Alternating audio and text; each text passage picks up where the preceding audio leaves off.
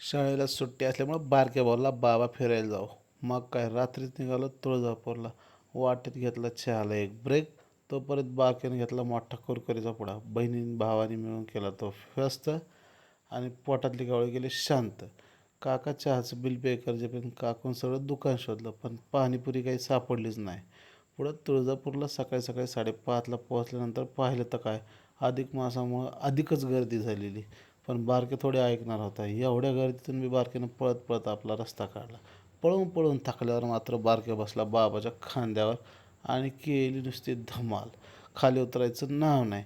पुढं काकांनी लाडकीला या रांगेतून त्या रांगेत, त्या रांगेतून या रांगेत असं करत करत शेवटी पोहोचलो दर्शनाला.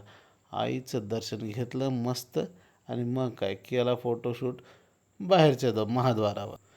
बारक्यानं रडून रडून शेवटी आपली ब्रँड न्यू कार घेतलीस आणि निघाला तो पुढच्या प्रवासाला. लेकरांना लागली होती भूक. त्यांनी खाल्ला चोको केक आणि पोटातल्या काळ्याने जरासं केलं शांत. पुढे येडेश्वरीला गेल्यावर मात्र बारक्या बोलला, आपण काही चालणार नाही. मग परत बाबाच्या खांद्यावर बसून वरपर्यंत दर्शनाला गेला. वरती दर्शनाच्या रांगेत पाहिलं तर काय, हे लोकांनी दोऱ्यान पट्ट्या बांधून सगळे दोन्ही साईडने रांग सजवलेली.